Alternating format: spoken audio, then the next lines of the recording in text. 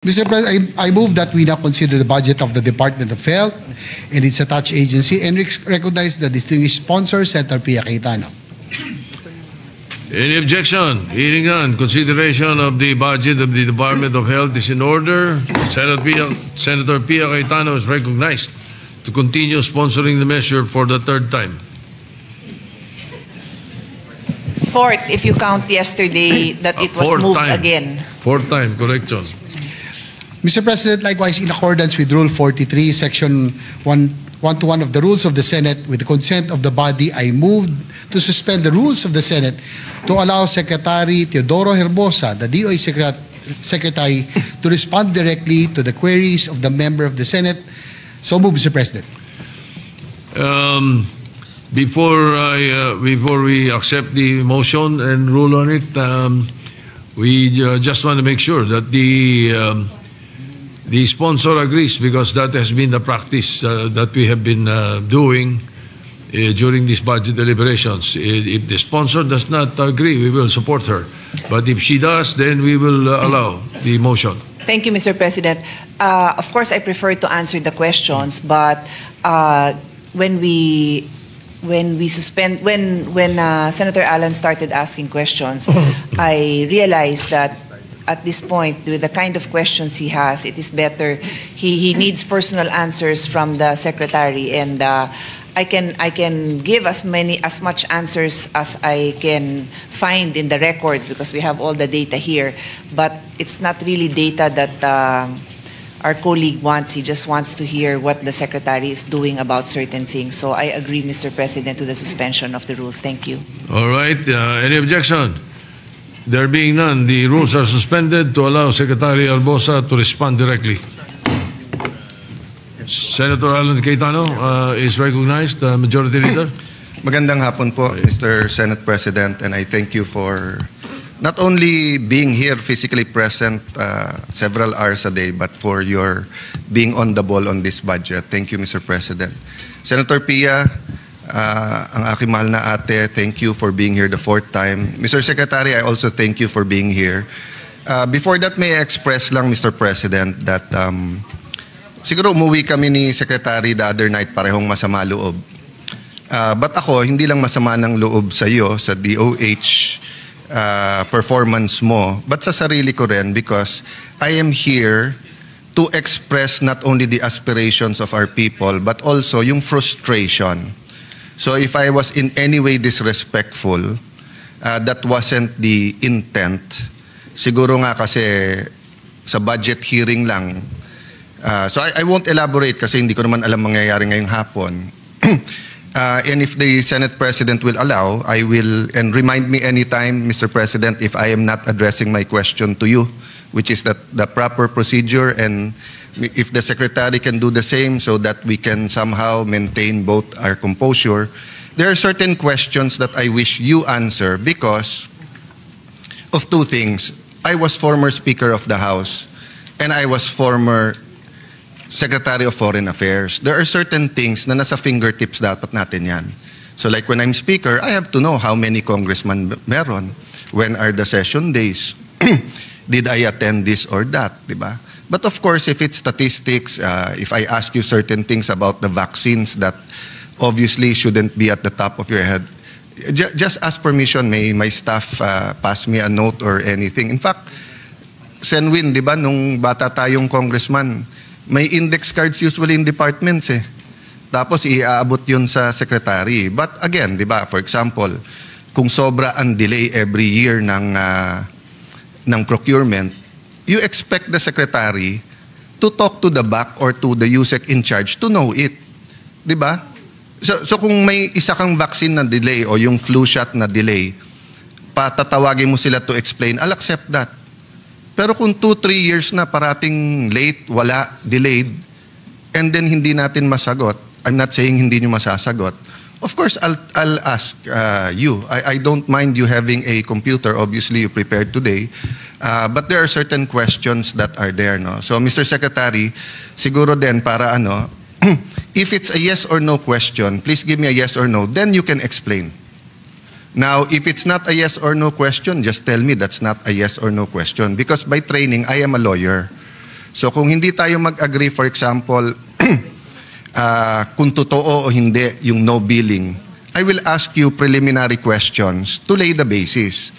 Totoo ba na ito policy? Yes or kasi kung hindi yun ang policy, then no. Kung yun ang policy, yes, no? So anyway, Mr. President, with your permission, with the permission of the Secretary, we had, and of course Senator Pia, we had a long discussion last year on stunting. And he even came to see me in my office, and I honor you for that.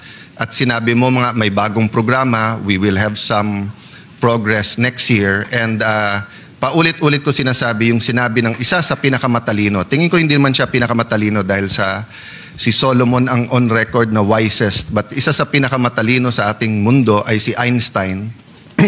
At sabi ni Albert Einstein, kung paulit-ulit nating ginagawa and we expect a different result, that is insanity. Or some sa Facebook say that's stupidity. So I don't want people to call the Philippine government, the Senate, the DOH as stupid if, and in this case sa stunting, hindi lang DOH to, this is a whole of government approach dapat. Pero kailangan may timon. So hindi pwedeng several years na, almost 30% of our people, of our children, are endangered of stunting. Tapos we just say, nagdagdag pondo here o ganyan. So gusto ko lang sanang himayin yon. So I'll give you the first chance, Secretary. Can you say what you want about stunting and how we're addressing it, please, sir? Thank you, Mr. President. For our stunting rates, when I came in, it was a very high 27%. And we're trying to lower it to at least 20%, 19%. The latest statistics show that we have some success. What we have done, what my predecessor has done, was actually to take on a World Bank loan called the Philippine Multisectoral Nutrition Project. It was a pilot project to use digitalization and to use different sectors, DSWD, DA, DOH, to actually address the problem of stunting in the Philippines. So that project is about to end. We are actually proposing a continuation of the multisectoral project. In fact, that project, nanganak na po, meron na rin yung Zero Hunger Coalition, yung DSWD. Kapartner po namin ang DSWD, Mr. President, in trying to lower stunting rates.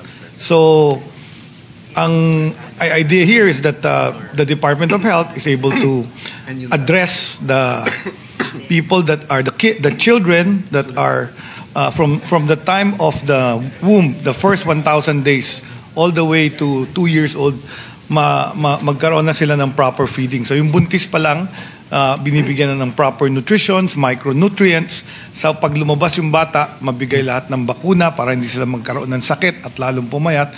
And then dinagdag na rin namin yung programa on water, sanitation, and hygiene because many kids, even if they're given proper nutrition, they end up with chronic diarrhea, which also leads again to stunting and weight loss. So, yan po in a gist yung Mr. President, yung ating ginagawang programa for stunting in the Philippines. Yes. Mr. President, of course, I recognize yung any success, no? I mean, hindi to parang sports na parang dati talo kami ng 30 points, ngayon talo na lang kami ng 20 points, talo ka pa rin. Dito, kahit hindi statistic, every single mother, every single child that is removed from the list na endangered, we appreciate that, no? Having said that, syempre titignan natin kung may programa talaga that will get rid of or beat the stunting, no?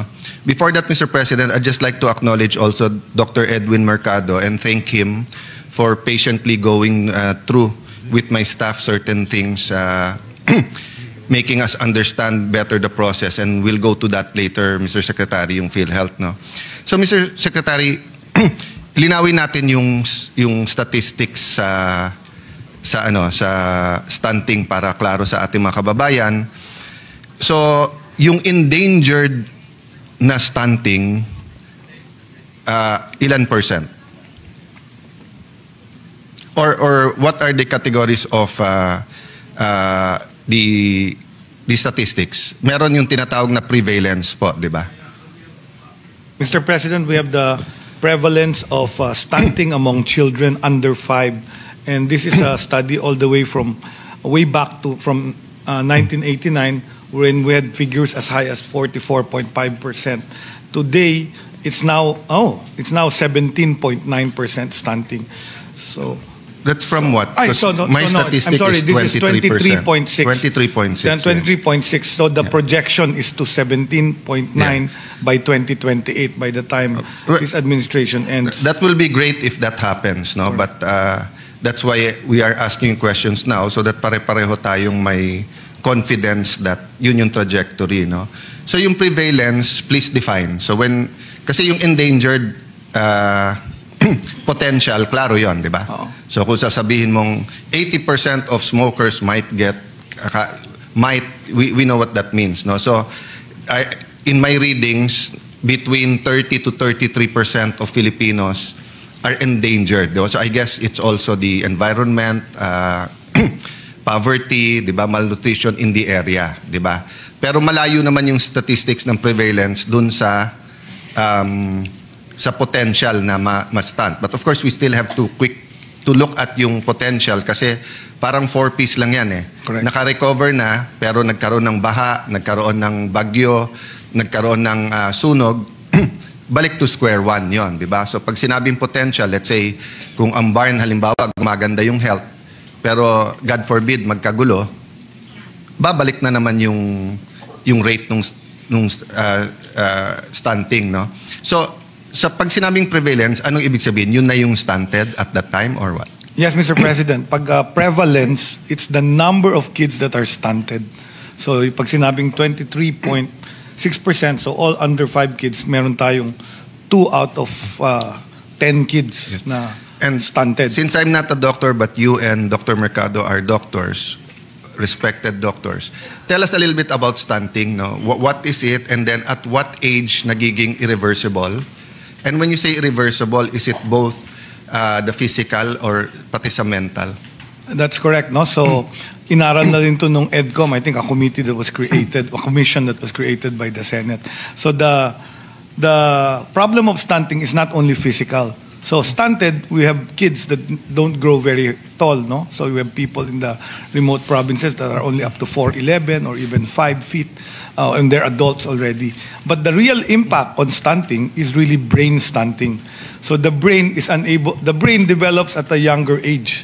So it stops growing after 6, 5, at 7 years old. So if we're unable to grow the brain to the proper size, nagkakaroon ng learning difficulties in school. I think the EDCOM was trying to study the root cause of why we have learning difficulties, and that why we were lowest in Southeast Asia in the cognitive. So yung cognitive is the learning capability. So if the kid is stunted, the brain also doesn't develop, Mr. President, and then, of course, the brain becomes smaller. So it's not the physical height, it's like the outward appearance na yung bata stunted.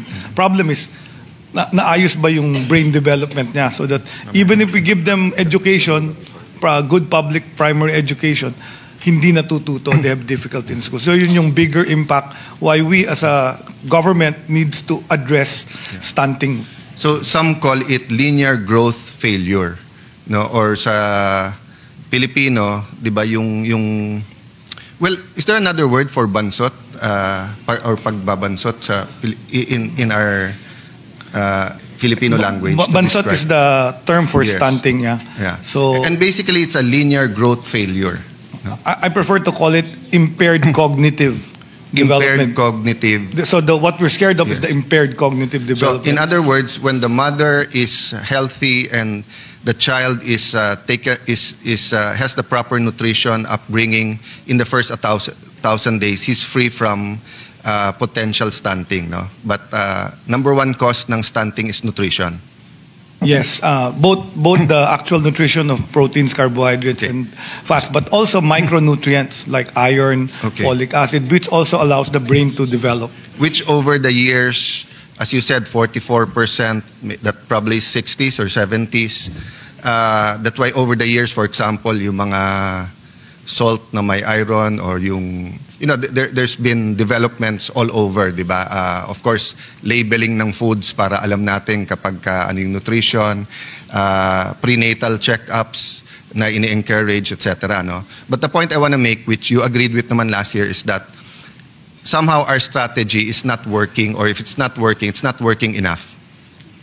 Diba? As I said kanina, ang stunting kasi parang sunog eh. Either napatay mo o hindi. Diba? Kasi yung sunog, pag sinabi ko sa iyo, 50% napatay na namin, that's good news. Pero pag hindi mo napatay yung other 50%, lalaki ulit yung yung sunog. So ang problema sa stunting, if it's that big, 30% ang endangered, 23% ang stunted, at what age pala, sir, does this become irreversible? About 6. So that's our problem, Mr. President. As you said correctly, medyo we've been doing the same thing over the years. We've given our budget highest to the Department of Education. Nandun yung feeding program natin. But the people that go to DepEd on the public school is already above 6. So kung na-stunt na yung brain nila before the first 1,000 days, kahit i-feed natin sila, hindi na natin na-reverse. Yun yung sinasabi yung linear growth regression. So what happens is, we talked about this in the cabinet, nag-usap-usap kami to try to put this. So now nutrition is one of those included in convergence budgeting. Yeah. Kasi nga, nung nakita namin... Can you explain that? So nung nag-usap kayo, pumayag si Sec Sani and si Sec Rex. So nakita nila so what happens in feeding is the first 1,000 days is DOH talaga. Yung buntis, yung antenatal checkup, yung bakuna sa bata, and the vitamins for the first up to 2 years old. Pagdating sa before school age, it's DSWD. So yung feeding program before school age, DSWD gumagawa nun. Tapos pagdating ng DepEd, pag nasa eskwelahan na sila, DepEd yung may so let me stop you there and acknowledge that, because our chairman, Senator Win, did explain that, or I mean, Sec Sani did explain that through Sen Win, and then same nung si Senator Pia ang sponsor kay Sec Rex. Pero both of them acknowledge walang point person pa sa stunting. So is DOH now the will spearhead, or kasi pati yung World Bank program, yes, multisectoral, all of government. Pero may official or unofficial chairman ba yun, o timon or captain ball on it? Mr. President, we currently have 2 councils addressing nutrition. One is an old council called the National Nutrition Council. So ito yung naggagawa ng strategy together with DA, all the other government agencies, ito yung mga policies. And then yung bagong nagawa was the Zero Hunger Council, correct? It's an interagency task force for zero hunger. So that was created by... And Mr. Secretary, anong role mo dun sa dalawang council niya? Chair ako doon sa National Nutrition Council at co-chair po kami doon sa IATF for Zero Hunger. So can I ask you to be the stunting SAR? At least while you're there, and if it's until 2028? Kasi if you're co-chair of that too, and multisectoral, kasi in the Philippines, pag walang na-hold accountable, it's a hard task. But someone has to do it eh. So, dumaan ba sa'yo yung budget proposal ng National Nutrition Council muna? Yes po, naka-attached yan sa ating NEP. Yes, but I mean, the secretary submits it di ba? Correct. So, did you put any increase, did you propose any increase for them? Yes, sir. We proposed for an increase in the... No coaching muna ha, kasi napakalaking problema to, and I want to know... No, it's okay, kasi nga, that's your job to... Even si Yusek, he's welcome. Nasaan si Yusek last time? Napunta ko muna, Mr. President, sa likod. I'm not mad at him, and he has many friends here who told me he's a good guy. Asek. Hindi lang... Mr. President, Mr. Secretary, ako napagalitan ako ng professor ko, Attorney Binluan, for coaching my classmate. Ang masama, yung classmate ko yun nag-drop out, kaya sayang yung coach ko sa kanya. Pero I learned my lesson na pag sinabi na nung teacher, no coaching, don't. So yun lang namang kinagalit ko kay ASEC na sinabi ko ng wag, siguro loyal sa'yo, I had that kind of ASECs. I hope my staff, but listen to each other tayo. So he's welcome and he can join you dyan sa harap. I'm not, he's not banned from the Senate and everyone is saying he knows his job. So going back, sa tier 1 nyo ba nilagay yung increase? Yes, Mr. President. And more or less lang, or sige, you can tell the Secretary, magkanong hiningi yung increase for the Nutrition Council?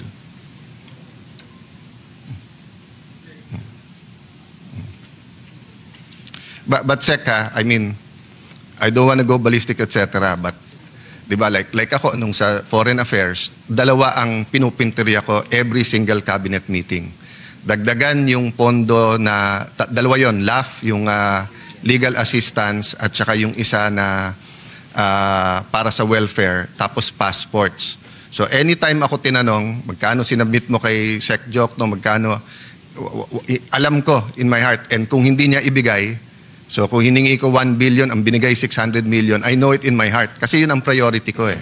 So I was really hoping na priority nyo talaga ang anti-stunting, no? So how much did you ask Mr. for? President, ang hiningi po namin ay 2.4, almost 2.5, 2.489 billion. For the Nutrition Council. For the National Nutrition Council. Ang binigay pero 300. Tier 2 po nilagay ng DBM ito. No, ang naglalagay sa tier 1 or 2 kayo, hindi DBM. Okay. So for people listening, the department submits its budget. Pag tier 1, yun yung Mr. priority. President, can I just add some information? Yeah. Just so for the record, as far as the Senate is concerned, we did not receive any request for additional budget for NNC. We have many requests for additional budget for DOH and DSWD, which I also handle on supplemental feeding, etc. But for National Nutrition Council, none. And also for the record, there's a decrease in the budget, but that is because may capital outlay in the previous year that was no longer needed this year. And final point is, they usually, well, their focus is policy. Maybe the Secretary can elaborate on that, but we are quite happy with the 3.3 billion supplemental feeding, but that goes to DSWD. But just to know that, for the body to know that we that recommend is them, most helpful and the chairman information, accepted. because the 2 points I want to make, if it's not a priority, it's not a priority. Diba? We can probably have per department, baka 3, malaki na yung 5 na priority. But above that, the reality is, pag sinabi ng DBM or ng Congress, Senate, ikakat yan. So And the second, sorry, one last, just to complete the picture. This whole nutrition program starts with the first 1,000 days when the mother is pregnant. So there is a 900 million request which we submitted to the Finance Committee, and the Finance Committee informed us that they will grant it. But again, this is the DSWD budget, Yes. because as the Secretary said, some budgets are with the DSWD, some are with DOH, and some are with DepEd, for the information of the and I will merge that with information from Sec Rex, yung about the nutrition scholars, the barangay health workers, who are our heroes, who knows best sa pagbabahay-bahay. Most of our barangay health workers, and let me honor Senator J.V. Ejercito, nandun ako sa LEDAC. You were on your Senate break kasi hindi kayo senador at the time, Mr. President. Kaya ko lang kayo hindi binabanggit. So, Senator J.V. is pushing na magkaroon ng sweldo ang ating mga barangay health workers. Fortunately, sa Taguig, I think contractual, so they're making much more. There are certain cities that have done it, nutrition scholars. Ang request nga nila, di ba? Rubber shoes at saka anti-rabies kasi hinahabol sila ng mga aso sa pagkakatok nila araw-araw. But the point I wanted to make is whether it's symbolic that the council who is fighting for our health, our nutrition, anti-stunting, or whether it is, may problema nga sa policy eh. Diba? So, ang survey na ginagawa ng, 2 survey ang nagaganap, Mr. Secretary, every year, diba? Ang National Nutrition Survey conducted by DOST Food and Nutrition every 5 years. Diba? And mukhang masyadong malayo ang 5 years. Kasi kung every 5 years, paano natin alam kung yung intervention natin last year or this year, diba? So if you had it, even if it's not the whole of the Philippines, let's say, sa yung pagkaalam, Secretary, saan ang worst prevalence ng 2 or 3 provinces na worst ang prevalence ng stunting? So we have actually the remote areas in Mindanao, mataas ang stunting. We have the island provinces. Okay. Merong mga So I'll island. take that, but BARM is number 1. So I would suggest both to DST, to the National Nutrition, and to DOH, you use BARM as one of your pilot projects. Diba? Na whether 3, 6 months, I don't know yung survey kung but masyadong matagal tong sa National Nutrition. Second, the National Demographic and Health Survey by the Philippine Statistics Authority. But obviously, if you remember yung Brexit and yung unang panalo ni President Trump, hindi nahuli ng survey yon. Sa survey, hindi mananalo ang Brexit eh. Sa survey, hindi rin mananalo yung si President Trump nung una. So obviously, garbage in is garbage out. So this is not garbage. But I'm saying, if this is gold, baka may mga diamond sa survey na hindi natatanong eh. So for example, yung isang diamond na si Sec Rex at saka si Sec Sani ang nagsabi, aside from the EDCOM, is that it's really 0 to 11 months and then 12 months to 2 years. But yung isa din nilang sinabi is that how do you get to the mothers? Diba? So sa policy ba, because you're chair, so how many meetings does the National Nutrition Council have in a year? We meet quarterly, Quarterly. Mr. President. Yes. And you attend all of them? Yes, I chair all of them. More or less? Or More or less. More or less. There are How many times- times have you traveled since you became secretary? Last year, 11. And the year before? The year before, 23, I think 6. And then this year? This year, ilan? I forget. And when you travel, how long are you out of the country usually? A few days, because I only attend the meetings. But itong last budget hearing, sabi ng staff mo, 2 weeks? Or 2 weeks yung conference? No, I went 2 to weeks yung conference. I went to a pero 2 weeks. WHO regional meeting. Which was and in it was 2 5 weeks. days 5 only. days, okay. So the travel time was 1 And day that each. travel usually doesn't interrupt your chairing PhilHealth or National Nutrition Council. We scheduled the council meetings when I'm available. How about PhilHealth? Have you attended? Yes, I always attend the PhilHealth. Okay. So you're familiar with Yes. their So can you tell us in a nutshell anong change in policy ang sinasuggest ng National Nutrition Council? Then we'll go back to the budget. Well, What is the 1, 2, 3 or one thing or 1, 2, 3 things that they want to change so that we can have an impact sa anti-stunting? Dalawang pinag-uusapan doon. One is the Tutok Kainan program, which is a program that they implemented. It's that they implement through the barangay nutrition scholars. So ito yung making sure that the Pinggang Pinoy is implemented. in Mr. the President, communities. Secretary, can I interrupt while you're talking at Yes. one by one? No? So in that, how much money do we have for that program and who's implementing that? Yun yung, Mr. President, na requested namin na tier to about 2.3 billion Okay. to implement the program. And then under the council yon. Under the council, but personally, I prefer that the feeding programs or the nutrition programs be in the Bureau of Public Health, because that's where the nutrition program is, and the council is really just like a board. It's And the the- different agencies, DA. I understand. Oh. So parang PDEA versus yung Dangerous Drug Board. Correct, Yung correct. implementer, yung PDEA. Okay, having said that, ang barangay health workers who are mostly volunteers at nutrition scholars, of course, are under barangay and the city. LGU, yes.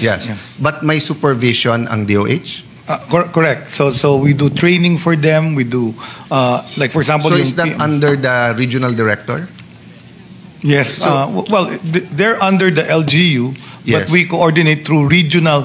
We also have regional council, regional nutrition areas that actually support them. Okay. But our RDs actually do. The reason I implement ask the you, I'm program. trying to figure out what to recommend to Senator Pia and Senator Win, because if you have the money sa DepEd, you have the money sa DSWD, you have the money from World Bank here, pero yung accountability magulo, baka, Senator Win, we can propose, let's say, the top 3 or top 5 na most stunted. Ilagay natin lahat sa ilalim ng public health just for 1 year to see nga if it makes an impact and a change. I think the highest is BARM, 34.3%. Prevalence to, ha? Prevalence. Senator Robin is here and he's been championing this. Senator Robin is a man of peace. Sa sine lang yung bad boy, pero dito good boy yan. But you know, I was telling him kanina, can you imagine, Mr. Secretary, if you're 5-6 years old now at stunted ka, then at the time you're 20 years old, you're functional except stunted, nabasa mo to, tapos lumaki ka, you were 3 years old, 2 years old nung Marawi siege, tapos ganyan nangyari sa'yo, baka magrebelde ka.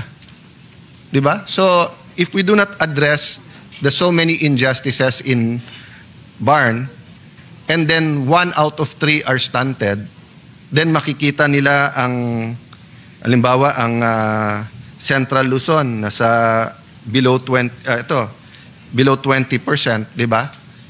Parang, bakit kayo pinapaboran doon? Which is not the case. But then, if we don't do an intervention now, ganun mangyayari. Soc-Sargen, 33%, Zamboanga Peninsula, 31%. Ang layo, Ilocos Region, 16%, Central Luzon, 16.1%, Cagayan Valley, 16.6%. So kung Metro Manila ang 16 mo, the money is all here, the hospitals are here, the head offices, it's understandable eh. But if we can do this in Ilocos, Central Luzon, and Cagayan Valley, I think we can lower the prevalence rates in BARM, Soc-Sargen, and Peninsula if we really put our acts together.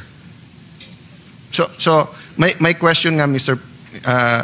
Secretary, if pinag-uusapan nyo yung cabinet, etc., bakit hindi namin nararamdaman yung sense of urgency? Is it just because maraming ibang urgent or nasa news lang kasi parati yung corruption or flooding? Di ba? Kasi ang in-expect ko,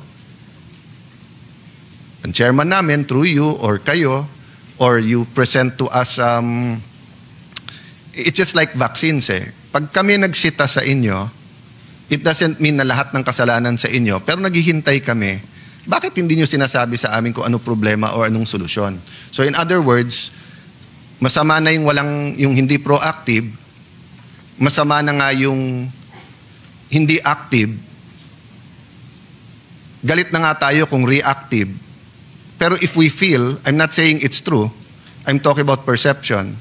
If ang perception namin, there's wala nang action, wala pang reaction, di ba? So meaning, if Secretary Flavier, yung turok, let's do it, because nga he felt may resistance sa vaccine. And then ang sinabi niya, pag walang naturok, people feel, he told it to me personally nung tinatanong namin siya, he told to my sister, sinabi din niya, kasi malapit sa dad ko, sabi niya, ang Pilipino, pag hindi nakaramdam ng turok, parang wala yung DOH. At that time, walang pera ang DOH masyado.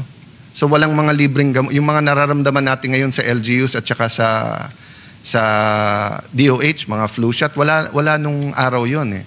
But somehow, and then nung sumikat, yung let's do it, tapos yung personality niya, sinundan niya naman ng Yossi Kadiri.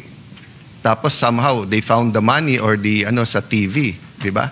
So, I'm not comparing. No? I mean, you can tell me the same thing, Secretary, you can tell me that Senator Tulfo or Senator Pia is more effective than I, iba style namin. I know that.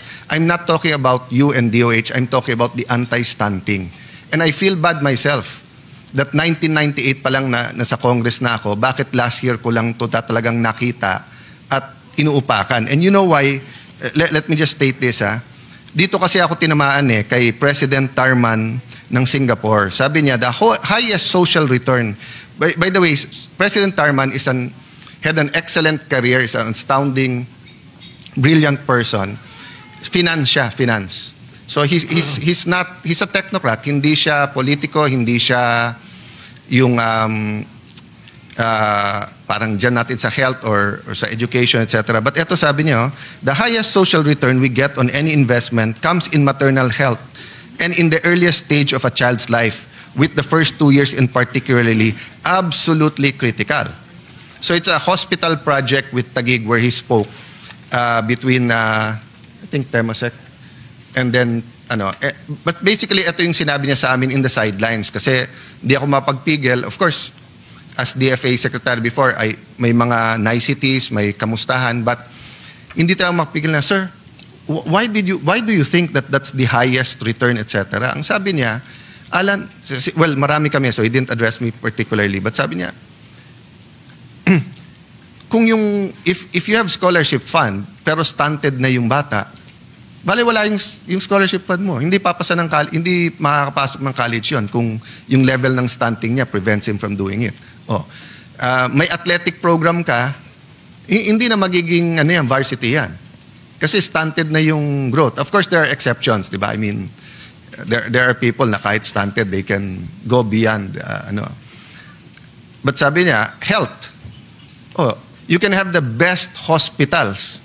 But ang problema mo, even before he goes to the hospital, stunted na yung growth niya at pagka-irreversible, wala na. So doon ako, Secretary, Mr. President, doon ako tinamaan na sa dami pala nating ginagawa lahat, infrastructure, health, education. Pag tinanong mo Pilipino, ano pinaka-importante sa'yo? 2 sagot, Diyos or pamilya. At pag kinorek mo sa pamilya, Diyos at pamilya. Anong number 1 gift sa'yo ng Diyos? Pamilya. Lee Kuan Yew tinanong, what's your number 1 resource? People, our people. Sa kanila, obvious, kasi wala silang natural resources, maraming wala sa Singapore, pati tubig. Tayo minsan sasagutin, mga minahan natin, napapayaman, yung iba, kagubatan natin, yung iba, talent ng Pinoy. Pero ang tamang sagot talaga is our people. That's our number 1 resource. Yun ang binigay ng Diyos. Hindi sinabi ng Diyos, nature should dominate people. Ang sinabi ng Diyos, people should dominate yung kalikasan, yung binigay niya, animals, fish, the oceans. But if stunted na yung bata, hindi naman game over, pero handicap, for life ngayon lang, Mr. Secretary, may I ask as a side question? I don't know kasi sa stunting, may severe ba o hindi, but would you consider them a person with disability?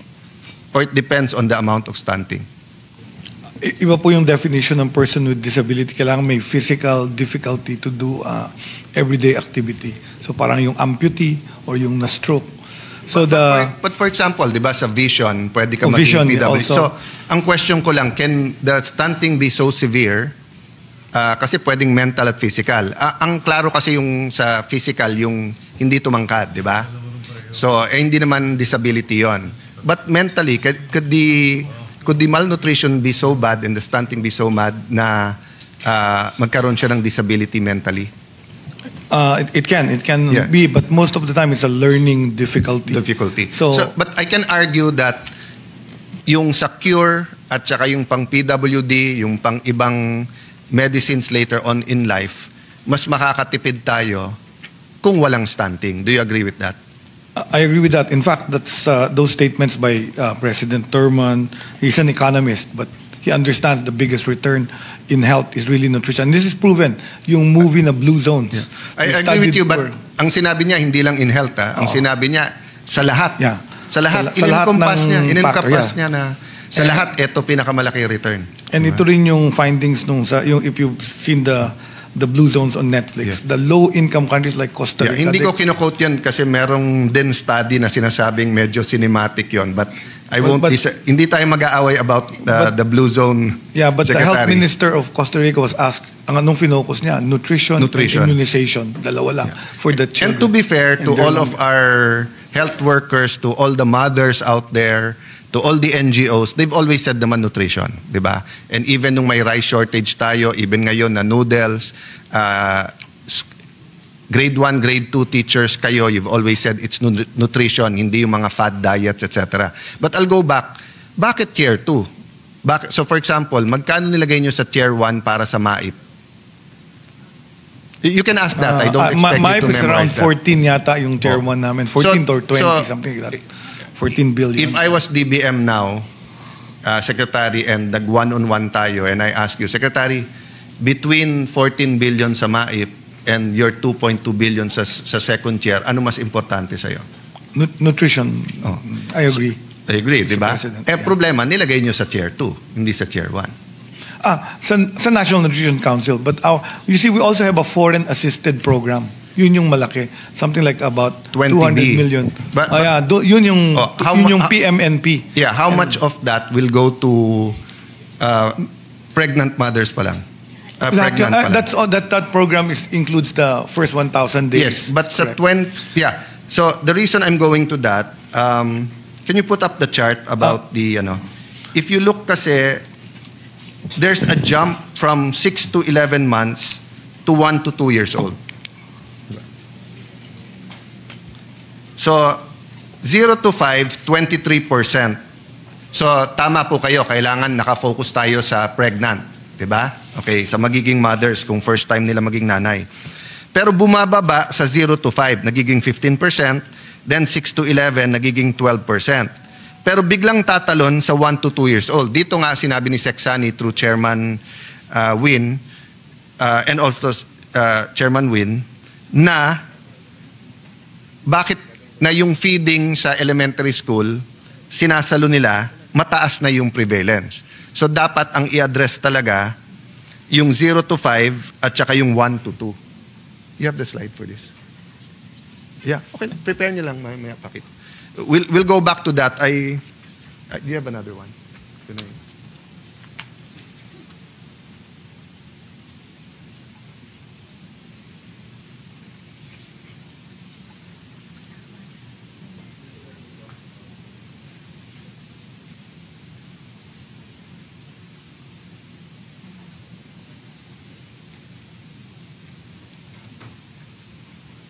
Apologies po na it's a slide in my briefer but wala pala kami dyan. So, dun sa nakikinig, 0 to 5 months old, ibig sabihin habang buntis pa hanggang sa 5 months old, 23.6% yung prevalence ng stunting.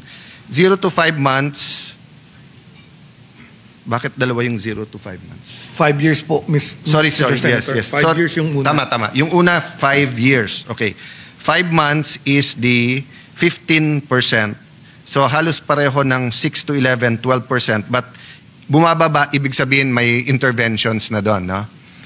Pero biglang umaakyat sa 1 to 2 years old. May I ask, bakit? Ito ba yung tumitigil yung iba mag-breastfeeding? O ito ba yung dulot ng kahirapan? O what do you, have we found out the scientific reason or some reasons why from 12.8 sa 6 to 11, nagiging 30.2 in the 1 to 2 years old? That's correct, Mr. President. Yung breastfeeding, yung mandatory breastfeeding up to 6 months. Yung iba, nagko-continue sila all the way to 11 months. Pero pag kumakain na yung bata ng solid food, ta-transfer na dun sa sa solid food, yun naman ang kulang. So biglang dun naman na kakaroon ng undernutrition. Sige po. Para hindi ko po maubos yung goodwill ng ating mga kasamahan and ng aking kapatid at ng ating Senate President, i-shortcut ko na lang po. Looking at the budget of DSWD, DepEd, your budget, don't look only at the World Bank kasi tingin ko kahit 6.7 trillion ang budget natin eh. So even if we throw an extra 20, 30 billion, I don't think it will really move the needle. It will make an impact, definitely. But baka you can put a program together with our chairman, Senator Win, even for the top 5 siguro, or let's say anywhere na mahigit sa 20. So kung prevalence is 23%, maybe you can choose the provinces na higher than 25 or 28% yung endangered and stunting, and see talaga kung mapababa natin yung prevalence doon. So, last 3 questions on stunting, no? So, how do you propose to address yung from 6 to 11 or 11 months to 1 to 2 years old? Kasi nga, ito sabi ni Senator Secretary Angara, wala pa sa school yan, no? And si SecRex naman, they're willing to do anything, but ang feeding nila, although may community-based, hindi siya how do I put it? Hindi siya national, and then Senator Pierre, you told me it's from 120 days, naging ano na ngayon? 180, di ba? But as the doctor, should the feeding be 180 or should it be 300? Or, I mean, when do you get malnourished? Actually, so just to show the changes we did, no? So we said we would do convergence budgeting. Ang ginawa ni Secretary Sani, kinuha niya yung budget ng DepEd at binaba niya sa entry age at kindergarten para mas mag-universal feeding siya. So ang ginawa niya, instead of identifying the malnourished or undernourished, and then we're feeding them at different grades, grade 5, grade 4, binaba lahat doon with universal feeding. No, I agree, but what... DepEd, ang ginawa naman namin sa PMNP, nag-digital kami. So we have now an iPad with a format. Kasi ang nutrition has to be developmental. Kagaya nitong chart, Mr. President, we have to track the kid. Yeah, so ang ginawa namin dun sa digitalization, pag napasok siya sa program ng PMNP, mafa-follow namin siya. Kung talagang Mr. President, unlike yung dito. I appreciate that. I accept that we are doing something about it. But si Sec Sani mismo nga nagsabi, ang problema ang kindergarten is around 4 or 5 years old.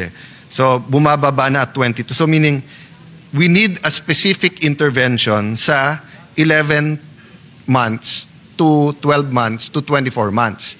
I know it's not easy, but that's why we have to pilot. So gagamitin ba natin ang barangay health workers or barangay captain, or do we do NGOs? Kasi I'm sure, katulad ng barn, no? I don't think that's the prevalence rate for the whole barn. There are probably areas na mas mataas, may areas siguro na mas mababa, di ba? Kaya ang national prevalence rate natin is 23.6%. Meron tayong lugar na 16. Pero kasi may lugar tayo na 33 So if we can target those areas na mas malaki, I mean, community-wise, isang tingin mo ba, alam mo na kung yung lugar ay walang Poso Negro, kung ang lugar ay hindi malinis ang tubig, kung yung lugar ay isang kain, isang tuka ang I mean, unlike the city, hindi naman to parang slums, etc. Pero sa rural areas, kita naman natin Ang problema, I don't know if the term I used kay Sec Rex is think as a mayor, not as a secretary. Mahirap as a secretary buong Pilipinas Diba? But if you were governor ng Barn or you were a mayor in Soc-Sargen, can you, or the council might have a list of projects na hindi pinondohan. Does the council have some... Mr. President, so the implementation of the program for nutrition, I attached to a program in the Department of Health, which is a priority program of mine called Purok Kalusugan. So because for the past, all the secretaries before me worked in a concept na hanggang regional office lang sila, tapos hinahayaan na yung LGU. This time, I instructed our whole department to actually go purok by purok and address 8 things. Of the 8 things, non-negotiable sa akin yung nutrition. So they were asked to take nutrition as a priority and 2 or 3 other things that they will target to change. But how's that implemented sa barangay? So what happens is our DMO, our DOH personnel, doctor to the barrios, nurse deployment program, go to the 5th class, 6th class municipalities. Those that need help, at yun yung targeted namin, yun yung may nutrition, improving immunization, address TB, address maternal mortality. So pinapili namin sila kung ano yung address nila, pero nutrition is non-negotiable to me. No, lahat ng Purok I don't doubt sites that's a good program and it's a good innovation, but ang question nga, will they have the resources? For example, if one of your doctors says, etong barangay na to, grabe, mag-feeding tayo dito. But as you said, kalat nga yung pera. So that's what I'm saying na, or submit nyo na lang sa akin, and sa chairman namin, paano natin magagawa yon, di ba? I'll add another question. How do we monitor ba? So like these statistics na 0 to ganyan, ano to? Sampling to or actual? Or how do they get this? And then DOH, how do you monitor? So that's the job of the DOH to actually monitor the kids. So we do the weighing. So bumili din tayo dyan through the PMNP project. Kasi pati sa weighing scale, pag iba-iba, nagkakaroon ng error yung weight. So we had to get scales that were accurate. So kung trabaho nyo, do you agree with me? Yeah. If bawat barangay, I mean, in general rule, di ba? Kasi like in Manila, bawat kalye barangay. So you don't need to put a primary health center in bawat barangay. But more or less, if all Filipinos have access to a primary health center, and if that primary health center has the proper equipment, and meron na tayong national ID, meron na tayong, ano yung app ng DICT? May eGov tayo. Theoretically, if they have a sort of a health passport, di ba? In Hong Kong, after the record of birth, may address yon. If 2 times or 3 times, hindi tinawagan yung magulang at hindi dinala sa health center, kakasuhan sila ng child abuse. So do you agree with me, in another world or in 5 years, 10 years, whatever, if kompleto ang primary health centers natin or RHU, whatever we call it, no, barangay health centers, at equip siya and we use digital, mas mamomonitor natin at pag mas monitored, mas makaka-intervene tayo. Yes, Mr. President. In fact, yan yung project namin sa 275 PMNP sites. Dinigital namin yung mga bata from the first 1,000 days all the way to school age para nababantayan yung growth nila. So we have the software and the tablets that were given to these barangay health workers and nutrition scholars. So ang hope ko is that in the next cycle for budget request, i-scale up namin to nationwide. Kasi maganda yung results eh. So we want it scaled up and hopefully in the next budget cycle, maybe in 2027. So you're still trying it out or maganda na yung results? Maganda na yung results. So why don't we scale it up now? Pwede. How much do you need? How much do you have for that? So what happened there is we're asking now DepDev for continuation of the PMNP project. So it's another $600 million to actually implement it at other sites. So para mag-scale up. So may I suggest, Mr. President, Secretary, you give your subcommittee chair, Senator Pia, then our chairman, Senator Win, parang yung minimum at saka ideal, di ba? Of course, ideal is $600 million. Malamang hindi ibigay sa inyo. But what would you do with $1 billion? What would you do with 10 billion or 50 billion? Diba? Then we can see what we do. Kasi when we started this discussion sa DSWD, and I'm happy many senators were listening, I asked them, are you willing to let go of other projects for this? And if you're saying na eto na, eto pagka nilagyan ng pondo to, sure yung results, dilagyan na natin. Yes, Mr. President, we're asking for 5.7 billion on top of the existing for nutrition alone and targeting BARM. Okay. So yun ang the same idea as the So Senator. maybe you can give a short memo to your chairman and to me about that. Let's go ngayon sa sa primary health yung barangay health centers, no. So do we agree that number one intervention sa health is primary health, 'di ba? Mas sexy or mas syempre mas nasa news parati yung tertiary or mga hospitals, 'di ba? Kasi syempre kung may cancer ka, may kidney transplant, may bypass, yun ang news, yun ang pinag-uusapan natin as adults, 'di ba? But actually the key to health is really the from maternity to 'di ba, yung sa primary health. Okay. And then you mentioned Thailand and US. I'll go to that later. But so how much money do you have for 2025 for building barangay health centers? You can ask your finance people.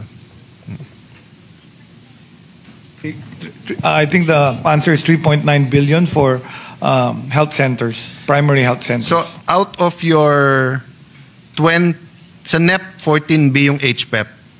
That's correct. So you're allotting 3 billion for barangay health centers. Ano yung 10B naman? So 14B yung NEP, 'di ba? 2026 ng HPEP. Sa HPEP nyo ba kukunin yan yung barangay health centers? Yes. Yeah. So kung 10.5 ang NEP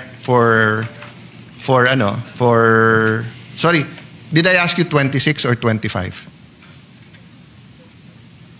We answered 26. We answered. Okay, let's talk about 2025. You have 34.74B sa HPEP for 2025. How much of that was allotted for barangay health centers or primary health centers? 4.7 billion. Yeah.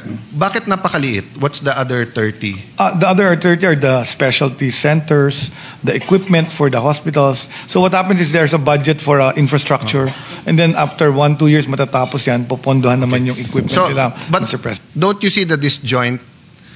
On one hand, we're saying mas importante ang primary.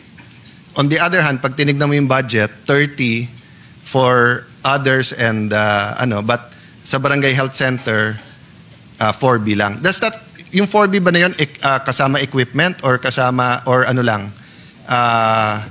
I mean, Yes, kasama equipment, Mr. President. but outside the 4B, may equipment pa, or outside the 4B is all tertiary na?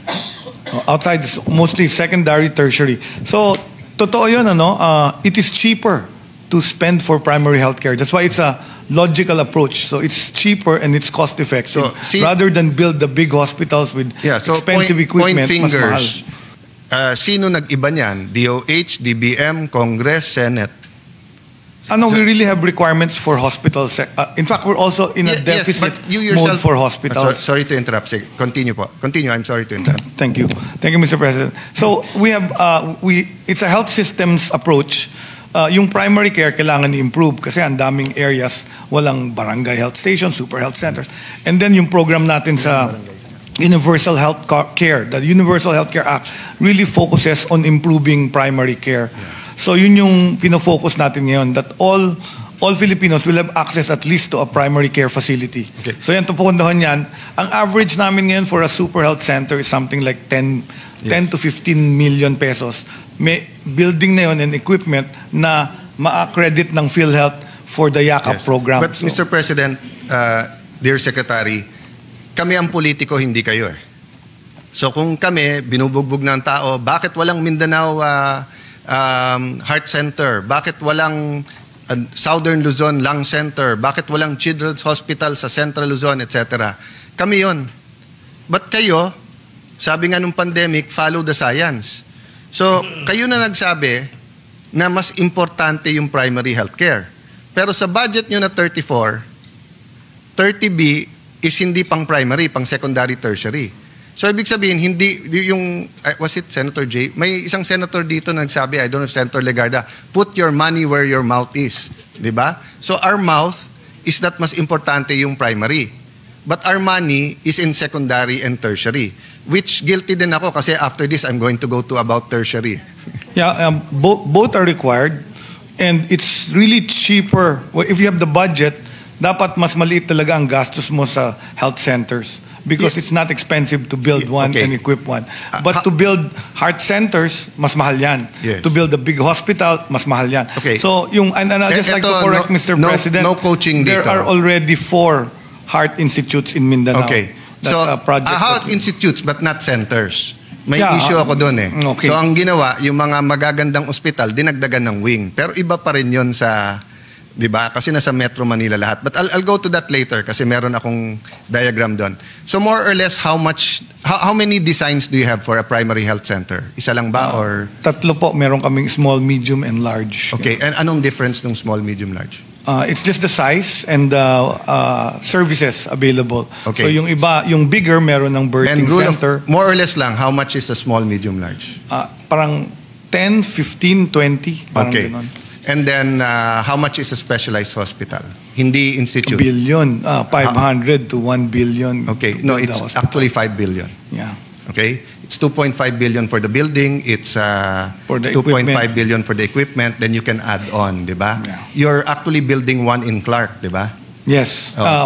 5 centers in Clark. We're 5. replicating the Yes. North Triangle Heart Center. In your Kidney Center. budget, is there any, aside from Clark, meron ba? Is there any same as Clark? So what happened is we're implementing the Regional Specialty Centers Act. It's a Yes. law passed by the legislature. So we're building, the target was to build about 300 plus of these different health centers so that hindi na pupunta ng Metro Manila yung mga Yes, taga-probinsya. and that's good kasi nandun na. And we built about 160. Pero it's better to build katulad ng heart center, lung center, Fabella, etc. Di ba? Doon pupunta yon, Mr. President. Eventually, you start with the institute as the No, but capability improves. Any you will hospital improve it. administrator or architect will tell you, mas magandang mag-build ng buo kaso to keep converting yung nandyan na. That's Di ba? correct. That's correct, Mr. President. Unfortunately, mas matagal mag-train ng cardiac surgeon, ng Yes. cardiac anesthesiologist. So pag pinild mo, wala naman po tayo. In fact, recently we launched the National Academy for Cardiac and Vascular Surgery. 4 na institution na nag-tie up That's true. para mas That's mabilis true, ang Sec. pag-train. But you know George Garcia, Dr. George Garcia. Yes, I know Oh. George Garcia. Where was he practicing? Washington, D.C. Oh, when you built the Asian, saan siya umuwi? Sa Pilipinas. Yeah. Di ba? Yes. So, I learned that from Governor Chato of Bohol when he was asking me about helping Bohol 2012, 2013, 2014, I forgot the date, about call centers. Sabi ko, boss, 6 lang out of 100 ang marunong, ang kinukuha ng call centers at that time. Dahil 6 lang sa 100, 6% ang pumapasa sa English nila or mas mababa pa yung foreign language. Sabi niya sa akin, hindi problema yun, Senator. Kasi yung mga nasa call center sa Cebu, Boholano, uuwi din yan. So the reality is, we're not talking about building 100 heart centers, etc. So just like in Clark, yung mga taga Pampanga, taga Tarlac, na doctors, etc. And then yung iba, in fact, during Duterte's time, I think the Israelis were interested, di ba? And it's the same way when you build the regional health, you're also asking for more doctors there, di ba? So, ang point ko lang, I proposed this as early as 2010. Ang problema, the then President and Secretary Ona had a different idea. They wanted to privatize. Di ba? So, kasi ba you have 2 categories eh. Yung, 3, yung katulad ng PGH that nasa under UP, then you have yung katulad ng heart center and lung center na may board yan. Diba? So it's a GOCC. Yes. Then you have yung completely under the DOH. Diba? Yes. Oh, so we can propose yung pinapatakbo just like yung sa heart center. But wala sa budget nyo yon. But hindi ko napupuntahan yon. Mr. President, that requires an enactment of law to create a GOCC. So we will wait for that. If that's the pleasure of the legislature, we will implement that's true when you create, but you can build the facility na. Then that can follow. We'll have to have the basis. I'm informing you can. Mr. President, the DBM will not fund us for something that has no enabling law. No. So, you're wrong hindi ko there. malalagay yun. Kausap ko si SECMI na nun. So, halimbawa sa Taguig, if we have half a hectare and ilagay mo sa budget a Taguig Heart Center, you can build it. Now, if you want it to be a GOCC... Hindi kami ina-allow, Mr. President. They don't allow us, and they'll put that, they'll ask for the enabling law. Ang DPWH nagbi-build ngayon sa Laguna Lake na ang tingin ko balak nilang gawin toll road. Mr. President, walang lawyer. can I explain? Yeah, That's why we sandali. passed the... Dito kita kasi 30 years na ako sa legislature eh. Sinabi din ng DepEd yan dati, pag walang batas, hindi ka pwede mag-build ng school. O, anong ginawa nila? Nung una, 1998 pa. 1992 pa ako na sa gobyerno eh. Magbi-build sila ng annex. Tapos mag-annex, papas ng law. So I won't argue with you there. But if for example, pwede mag-amend yung senador eh. So if Senator Robin secures 2 hectares in Camarines Norte, and then he puts their building for hospital, DPWH will build, but DOH standard. Then he can pass the law later on. Or he can give it to the province. Yun yung sinasabi ko, Sec, na diskarte at usap-usap. Bakit? May law ba yung sa Clark? Yes. Ano yung law doon? Regional Specialty Centers Act. Oh.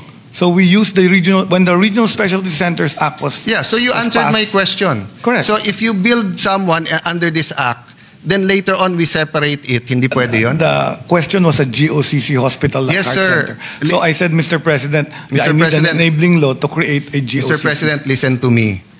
I'm talking about the building. The GOCC is how to run it. So when you build it as a regional hospital, we cannot pass a law within the 2 years bago matapos to make it run like lung center. And if we don't pass the law, you cannot run it as a regional hospital. You can, Mr. President. Oh, so yun ang point ko. Diskarte, Mr. Secretary. Di ba? Diskarte. Kasi importante yun sa Pinoy because nga hindi perfect ang ating sistema. Di ba? So, because of the time limitation, I had slides. I showed you this in 2023 when you were confirmed. Na different kinds of, you can show a few, different kinds of health centers. I saw you inspecting, and of course, natuwa ako.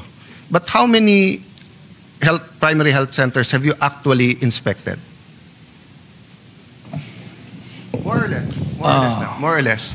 Well, if you're asking in my lifetime, when I was undersecretary, I was tasked to follow up all the health center projects in the area No, that's as connected secretary, to me. di ba before you went As abroad secretary, a few months ago, may as secretary, when we discovered that there were super health centers that were completed and not yet functional, then I started going around. Yeah, how many? Siguro mga naka-apat na yata. kaming Apat. nabisi. Out of ilan na binibuild during your term? The building started in 2021. They started Ano? building super health centers in 2021. The highest numbers were built and budgeted for like about 4 billion was in 2022 and 2023. Yeah. So, Mr. President, what I'm saying they is have that completed about, Mr. President, about 500. And only 200 super health centers are functional. Okay. There are 312 that are completed but still not functional. And then there are 300 more that are still in the process of So construction. of the 4 billion ngayon for primary health centers, how many of them have you personally inspected? None. Yung mga nakita kong No, no, tapos, I asked to, no, sir. I Sir, personally visit the ones that were completed sir. because my targeted approach was to make the facilities that were completed functional, Mr. Okay. President. Let me put context, pretext ha. Nagkagulo doon sa Ghost Project sa Bulacan, nagkagulo, nagmedia kayo, pinakita nyo na tinutubuan na, eto, meron pa pala sa health, etc. You have 4 billion this year for primary health centers. How much did you have last year? 3 billion, 4 billion? About the same. Yes. About the same. So of that 8 billion primary health centers na ginagawa, how many of them have you inspected personally? I don't inspect health centers because I have a unit. I have an undersecretary that's supposed to do the inspections, So, Mr. President. I'll say muna, dapat ini-inspect mo yan. Okay. Bakit dapat? You have a unit na nag-i-inspect. If you have a unit na nag-i-inspect, bakit ka gulat na gulat dun sa sinabi mong tapos na pero hindi nag-ooperate? I saw your interviews eh. Nagwawala, well, in a good sense, you were outraged na yung isa, was it in Marikina na tinutubuan na ng halaman, etc. Dapat binabantayan nyo yun eh. Di ba? Kasi ang kaibahan sa, let me finish lang, Secretary ha. So far, maganda pa ang ayos natin. Yung DPWH, flood control, walang ibang naglagay yun kung hindi sila. USEC, ASEC, Regional Director, District Engineer. Pero ang classrooms, nasa DepEd ang project niyan, tapos nag-momowa yan. So dapat ang DepEd, binabantayan nila. Same sa DOH. Ang pondo niyan, wala sa DPWH, MOA yan. At meron kang Regional Director sa bawat lugar. At sabi mo nga, may USEC ka. So dapat hindi ka gulat na maraming hindi ginagamit. Kasi dapat consistent yung reporting unless media stunt lang yung pagpunta doon to show people na umiikot kayo doon. Di ba? So bakit kayo gulat doon? Or para sa camera na lang yan? Yes, Mr. President, I promise to visit all the primary care facilities under construction. Mr. President, you can do random. You can just visit yung hindi. What I'm saying, sir, is that nagulat ako, naggalit ka doon. So for example, yung isa natiwangwang ng 1 year, no? All of us who've been in local government or them pala, local government din ako, vice mayor at saka konsehal. And all of us na matagal ng senator like Senator, except Senator Ping, pero siya nag-inspect din siya nung una, kaya nga nakita niya maraming anomalya sa amendment insertion, kaya nga in his career, ayaw niya na may ganon. Okay? I'm correct, no, Senator Ping? Di ba? So, but ang point ko, all of us na nag-amend at naglalagay, so pagka more than one phase yan, tinatanong na namin sa DPWH, kailan yung phase 2? Para hindi matiwangwang at tubuan ng kung ano man yung nandun. Diba? So if sabihin nilang, sir, mahirap makakuha ng multi-year eh. sa DBM at saka DPWH. So ang ginagawa dyan, so if it's a 200 million building at sabihin na, sir, kahit lagyan mo ng 200 million this year, hindi matatapos, lagyan mo 100 million. Pero next year, lagyan mo ulit ng 100 million. So kung on the third year kung ilalagay, hindi ako magugulat na tinubuan ng mga halaman or whatever doon. Kasi ako ang hindi naglagay nung second year eh. Diba? So yes, DPWH should have the diligence. But whoever you put in charge, the USEC, until the grassroots nyo, dapat nire-report sa inyo. Sir, patapos na to. Di ba? If we're clear there and we're okay there, I'll go to another issue. Yeah, Mr. President, I'm clear with that, and we will monitor closely as you suggest. But the reason of that media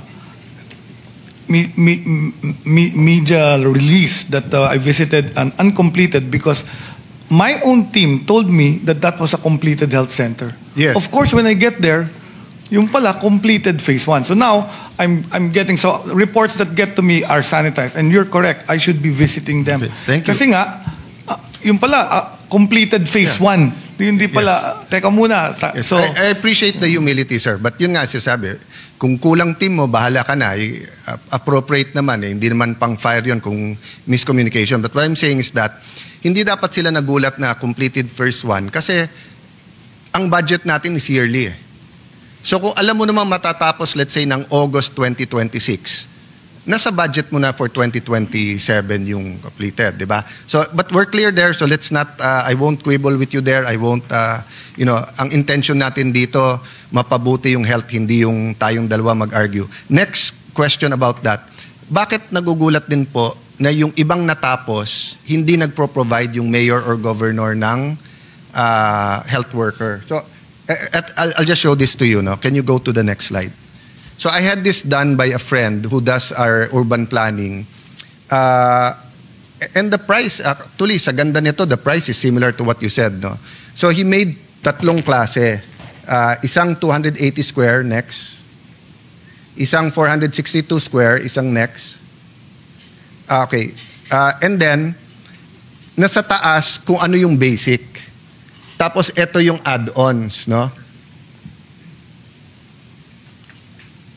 Okay, ito yung add-ons yung sa ilalim. Nilagay niya yan kasi sabi niya sa akin, Senator, pag may humingi sa'yo na mayor or governor, barangay captain, whoever, ibigay mo to. Kasi huwag kang magsisimulang gumawa nang hindi sila nangako ng personnel na ilalagay nila. Kasi madali yung structure at equipment, pero mahirap yung tao. And dalawa yung issue sa tao. One, may pera ba yung LGU for that? And yan, makikita mo na sa budget nila. Kasi if it takes 1 to 2 years to, ipapakita nila budget. Sir, naglagay kami for specialist, for doctor, whatever. The second one is yung ibang LGUs, you know better than me dito kasi kayo nga nag-handle ng doctor sa barangay. May iba, may plantilla, pero wala talagang pupunta sa lugar na yon, di ba? Walang available. So, next slide. So, what happens, meron ng space requirements na standard, galing pa to, galing din sa inyo, galing din sa DOH yung standards na yan. And then, may space requirements, kasi let's say, pag super health center, sa Taguig po nag-umpisa yan kung hindi ako nagkakamali. We have 4. We called it super health center for 3 reasons. One, first reason, it's open 24/7. So our ordinary health centers are open the usual hours, but our super health centers are open 24/7. Okay. 2, just like before, may lying in. Pero we didn't separate it na. 3, sa buong 24 hours, may doctors kami. At we have 1 or 2 now, may DOC, doctors on call. 6 p.m. to 6 a.m., the doctors will go to the house pag may tumawag para hindi na sila doon. Of course, we're privileged to not only have the finances but to have the professionals available. So that's why sa mga luma naming ginawa, yung sinasabi ko with the hospitals, no? We have a new hospital, Taguig General Hospital. We have an old hospital, the Taguig Pateros Hospital. Mahirap talaga mag-renovate. I understand you, pag regional, you're talking about building an extra building, but even when it's integrated, no? Same thing sa barangay health centers, yung gagawa, yung DPWH na walang standards. Ang dami naming health centers, nung tinurn over ng DPWH, hindi sinunod ang standard ng DOH, so we had to redo it, So, next slide. I just want to show, sige, go, bilisan nyo na lang. Ayan. This is an example of the basic outpatient diagnosis primary care unit, di ba? Next slide. Yan. So halimbawa, ito yung checklist. So may checklist para sure, pag you said small, medium, large. Huwag ka hihingi ng large na wala kang ganito. So yun ang question ko po. What happened? Bakit may nagagawa ang DOH tapos hindi pinapatauhan? Ang analysis namin dyan, maraming factors. No? Number one, before they request, before it's even built and budgeted, we sign a memorandum of agreement that they will hire. Pero pag natapos, kung minsan iba na yung mayor, ayaw mag-hire, or kung minsan sasabihin ng local chief executive, hindi ko naman hiningi yan eh. Binigay na lang sa amin yan. So, they don't have the money to fund the health worker. So, nagkaroon kami ng bagong proposal. Sabi namin, sige, yung tao nyo na lang dun sa lumang health center, ilipat natin dun sa bago. Kasi sayang eh.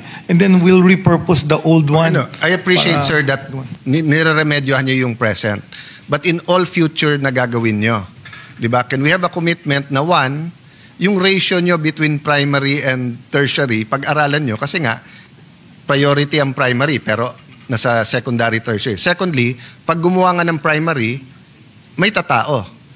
Whether it's from DOH, if it's a third class, or it's from them, no? Of course, it's legitimate kung sasabihin nyo, sir, gusto namin lagyan primary, pero walang tatao. So gagastusin namin secondary, tertiary, di ba? But I don't think that's the case. Di ba? Kasi so far, wala namang nakikita, mayor, na wala talagang malasakit sa lugar nila eh. But yun nga, it's either miscommunication or akala nila pag ginawan mo ng health center, tayo din ang magtatao sa kanila, which is not true kasi devolved nga yung services, di ba? So can I just ask you for a commitment that, for a system for the new health centers na ganon? So you're gonna submit an annex no, for 2026 ng mga gagawin? Yes, kailangan submit yun, sa lahat ng gagawin nyo for 2026, vetted na yon na tatauhan talaga nila?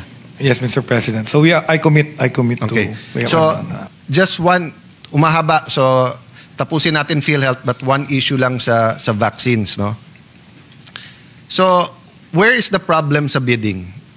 I think we've accepted in our 3 or 4 hearings na procurement. Anong problema sa procurement? Ang nakikita ko, Mr. President, is that there's usually a protest. There's, the other bidders. It's always a competitive bid. Yeah, but Mr. So President, nagkakaroon ng, and these bids are huge. It's like $1 billion, 500 million to a billion pesos. And the competition is really, talagang laging nag-uuwi sa protest, sa complaint, and then that drags on kasi either ika-cancel, i-rebid. No, Mr. President, so that's the delay. Mr. Secretary, I understand that. I've talked to mayors, to secretaries, etc. Okay. But eto, kung hindi problema ang procurement sa DOH, I don't expect you to know procurement systems because that's why you have people for that. Kaya ka nga may back-end, etc. Pero kung during your whole term, and let me emphasize, nabanggit ko UNICEF, and they're wonderful, and all around the world, they're being used to, may fee lang, but they're being used, di ba, to not only purchase but deliver the vaccine. So don't get the wrong impression nung binanggit ko yung UNICEF. But since may problema nga kayo, shouldn't you know and study and find a solution sa procurement? For example, Sec, do you know how long it is to procure? So from the time you have the specs until the time of bid, more or less gaano katagal yun? It's okay if you don't know, but I just wanted to make a point. Right now, ang umaabot is 3 to 6 months. Okay, it only takes 35 days. Dapat, by law. From the day that you, chinart namin yan, kasi nga nagkakaproblema din kung saan-saan, okay? Okay. Yung mga protest, etc., sorry but to hell with them kung mali sila. Kung tama sila, may problema ka sa back, papalitan mo sila. Kasi hindi mawawala, negosyo yan eh. And may pera yung mga yan eh. Di ba? And there are good pharmas, but there are pharmas, we know that. Doctors know that na grabe ang pera. Di ba? But that's where kailangan ng konting, kung paano mo ako inaangasan last time at paano kita inaangasan last time, na may tama at may mali tayong dalawa, dapat ganun yung angas nyo sa mga nang loloko sa bidding sa inyo. Di ba? Mag-bid kayo fair and square. Pag nanalo, nanalo. Di ba, Mr. Kasi, For the record, Mr. President, I wasn't galit last time. I was just tired. Okay. So hindi ako nagagalit. Talagang pagod na ako noong 12 ako nagalit midnight sa ano. So, but anyway, so, hindi ako nagagalit it's better for our health to talk this way than that way. So I thank you for that, Secretary. So na-discover ko tong delay in procurement of the vaccines last June. And since that time, nagpatulong ako sa World Health Organization. So WHO sent me a very good technical expert. Siya yung bumibili ng mga vaccines. Pag That's may wonderful, outbreak. pero sa impression ko, you need a bouncer eh. That's what he did. Actually, we after that, nagkaroon kami ng committee, na-create kami ng parang bouncer na council at natutukan lahat ito. No, so, ang what na-delay I meant lang... set by bouncer to slap people around eh. Yung mga nanggugulo sa bidding nyo. So, I'm curious. Whether it's internal, medyo may gustong kumita dyan, or kung maayos sila lahat, pero sa labas, may gustong manggulo. It's too big an issue. Ako na po yung nag-bouncer. Pinalitan ko lahat yung, as you suggested, ginawa ko po yun. Katulad sa HPV, di ba? Sa HPV, di ba? School-based na yung pagbigay nung ano, di ba? Oh, binigay yung first vaccine. Eh, meron pa rin vaccine resistance eh. Kinausap magulang, etc. Oh, hindi dadating on time yung second dose. Tapos pagdating, near expiry, ayaw na nung parents. So, and then ito ang problema. Joel said that yung lady behind mo is really good in communications and she used to be a courtside reporter, etc. So, sabi ni Joel Villanueva, but ito point ko, Sec.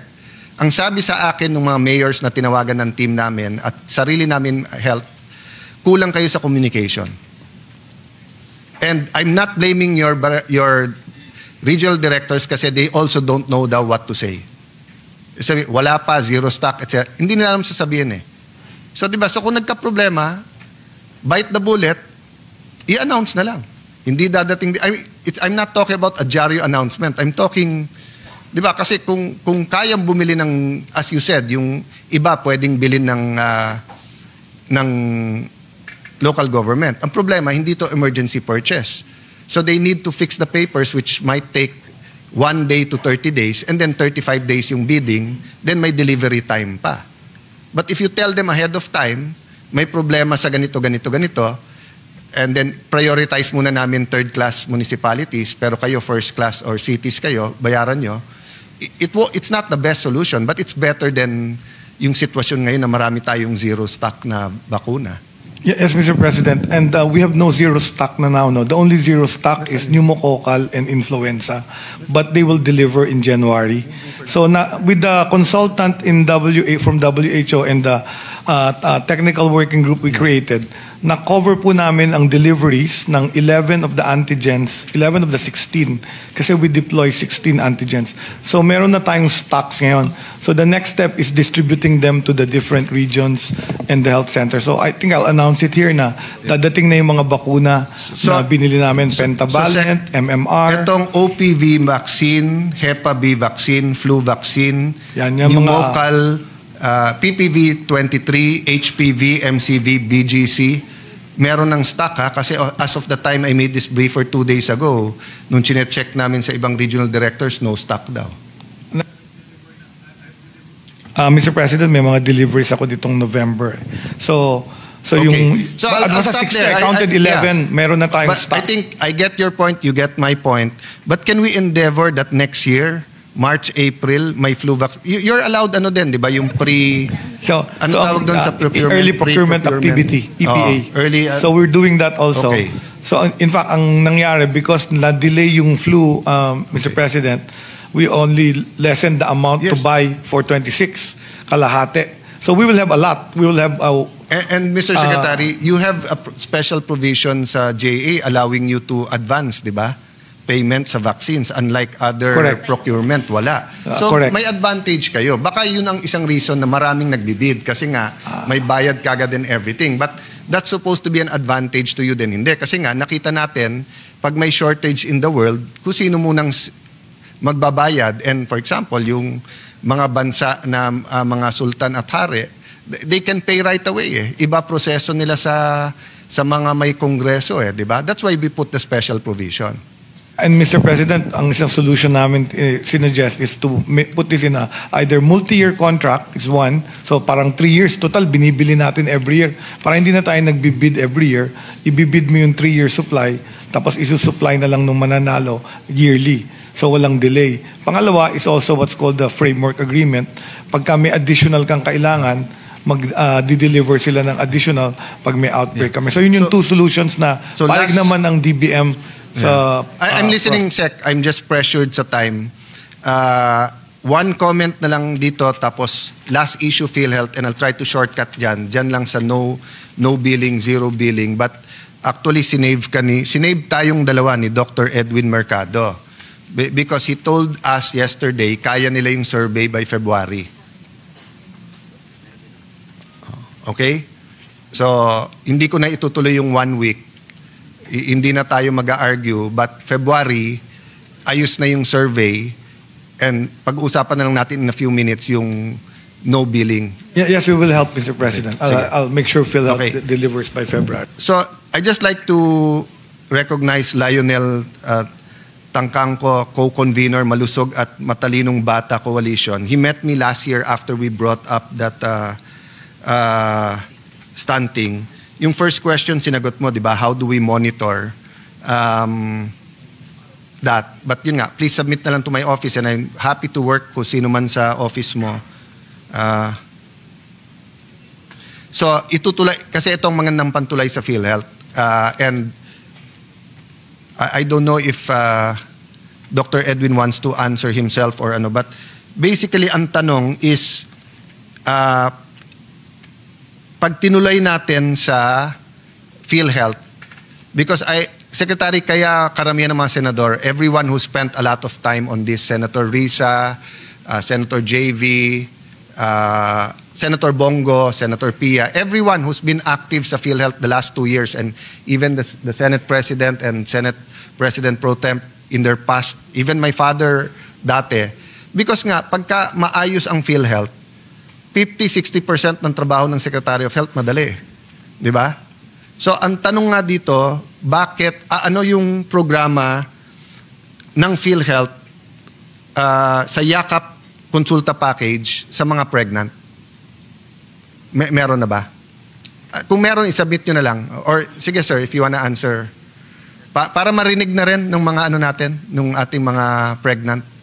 So, papa-expand pa lang. According to President Edwin, we'll expand. But we have a program for our Disease Prevention and Control Bureau, yung maternal care. So, may budget din tayo doon sa DOH. So, for the pregnant mothers, and yan yung micronutrients, yun yung kasama sa first 1,000. Let me shortcut na lang, sir.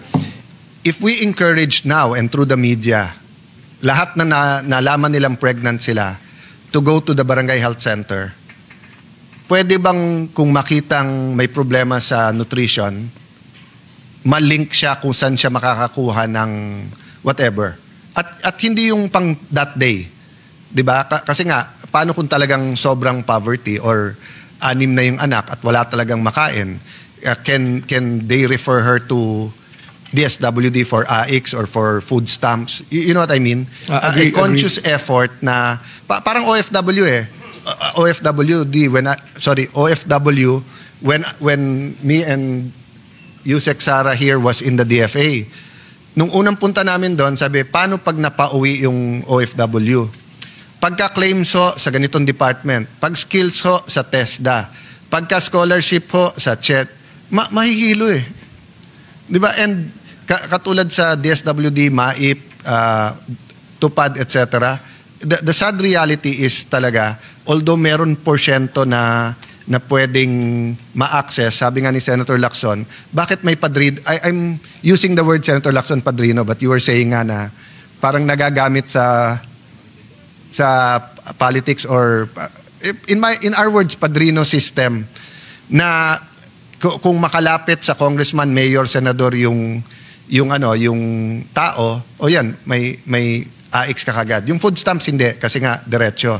But we have to have a system from the barangay health center na pag nakita na nilang may danger dun sa mother, whether it's any kind of health danger o yun nga, baka yung nutrition, how to refer them. It's not going to be easy.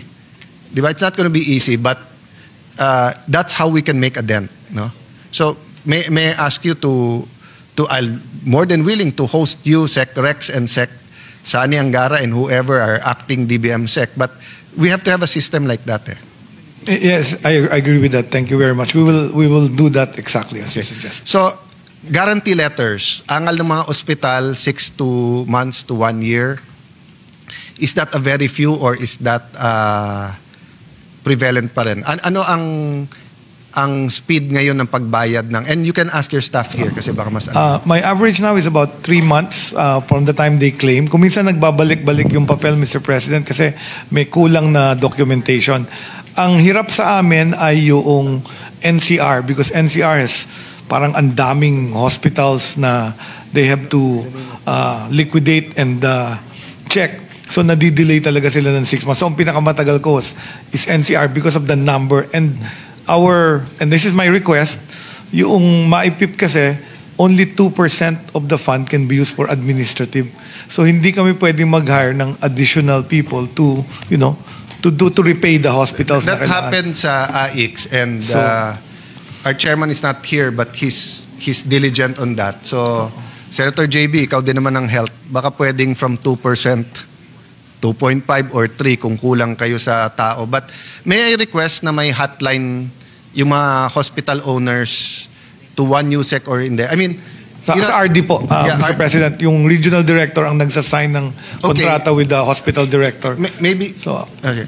Can you issue na lang siguro a memo to the RDs? Kasi nga, on one hand, pag masyado matagal, they have to complain kasi magsasara. Correct. On the other hand, parang BIR na ayaw mo rin minsan mag-complain kasi lalo kang pinag-iinitan Cost of money. Not sa RDs but yung sitwasyon Okay. One more issue on hospitals. I'll give you I won't say the name, but how old was he? 21-year-old national athlete na nakakalungkot talaga. Pero medyo humble ang socio-economic niya, humble. Tinakbo sa ospital, hiningan ng deposit. So pagdating niya dun sa ospital na walang deposit, patay. So it still happens. So we'll give you the name of the hospital and everything, but it's... Yes, we have our licensing bureau and if there are complaints like this, because we have a no deposit law. Yeah. So it's an emergency, dapat walang deposit. Doon ko nga ililink yung isang tanong ko na sa PhilHealth hindi covered ang outpatient na MRI at saka CT scan. Covered na? Sabi dun sa outpatient emergency benefit package. So, dinagdag na nila yun. So, meron na? Oo, meron na, sir. Okay.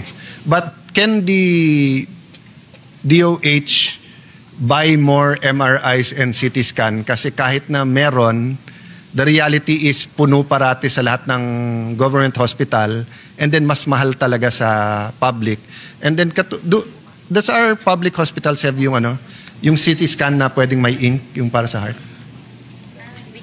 With contrast, yes, they do. Most of the CT scans meron. But kulang, no? Kulang. Kulang. Madami talagang pasyente. But most of all our DOH... And I understand, it's not like bilhin lang yung machine kasi yung room and everything. But ang point ko lang, in the same manner that the DOH in the last 10 years tumulong sa mga dialysis center, whether private or public, so ngayon, medyo mas komportable na yung sa dialysis. Sa MRI at saka sa CT scan malayo pa. But eto nga tanong ko, actual experience ko to pero matagal na, 10-15 years ago, tumawag sa akin middle of the night, pare, samahan mo ko dito, I won't name the hospital na, very good hospital, kasi nakasagasa ako, samahan mo lang ako. Pinuntahan ko, tapos nag-argue siya with the hospital administrator dahil ayaw i-CT scan. So tinanong ko lang, ma'am, hindi ba pagka life or death, hindi pwedeng humingi ng deposit? Sabi niya, yes. Tapos sabi ko, so ba't ayaw niyo CT scan? Sir, diagnostic yan sabi ko, ma'am, nasagasaan So paano mo alam kung life or death kung hindi mo, And I'm not a doctor. And that was 10-15 years ago where PhilHealth was less, etc. But what's the rule there? Para lang alam ng mga tao. No? So pag may ni-rush sa hospital, let's say they whether they think it's a heart attack or whether nasagasaan and meron silang yung CT scan with contrast. Can the family say na i-test yung ganon or... So that's my line. I'm an emergency doctor. So what happens there is we the doctors are trained to decide whether a test is needed or not. So for example, nag-crash, nasagasaan. Kung walang loss of consciousness, hindi sini-CT scan yun. Pero kung may loss of consciousness, whether may pambayad siya or wala, isi-CT but scan like in the case na sinabi ko, and this long ago. So Mr. President, yung nag-request yung relatives or yung patient, pag sinabi sila ng nag-request, babayaran yun. In this case, yung nakabangga ang magbabayad nun. Kasi request yun yung nabundol. Yes. In that case, ang doktor nagsabi, dapat i-CT scan siya. Then dapat Hindi, CT sinabi scan. ng hospital administrator Hindi siya life-threatened. Hindi, ang diagnostic. No, this was long ago. I don't think that's right. Because if I'm the ER doctor, makikipag-away ako sa administrator. So, para lang, kasi nakikinig yung publiko no? So if anyone is rushed to the hospital and the attending doctor says it's life-threatening, anything diagnostic, hindi pwedeng humingi ng deposit. Kailangan gawin ng ospital. Yes. Yes, di ba? Dapat. No, I'll clarify kasi di ba, pagka ordinaryong sakit, mamimili ka ng ospital. Di ba? Kung gusto mo sa private, napakamahal, gusto mo sa public. Pero pag life-threatening, yung pinakamalapit can save your life. That's correct. So, in the years of change and development sa DOH, may policy na kayo na pag life-threatening, unahin mo yung buhay. Kasi, kwentuhan namin ng ibang senador yesterday, yung life-threatening sa US, nasa kwarto na, bago sabihin, may insurance ka ba, may pambayad ka Sa atin, minsan, pagpasok pa lang, tinatanong na, may pambayad ka ba or may ka. So, pag life-threatening, sir... I agree, Mr. President. So, the only point I want to focus on dun sa tell me if you agree or disagree. The reason why pinupukpok namin yung survey is because whether you use... So, now you're using the case. But before that, you were using the... Service, Mr. President. Fee for service. Yes, and bringing up ni Senator Legarda yan when they passed the amendment, yung universal health law nung 2019, no? So whether you're using that or you're going to use the new one is the group DRG or groupers. Okay, you mentioned Thailand and US. Yes. Okay, but what is the main difference between Thailand, US, Philippines in terms of billing and patient care?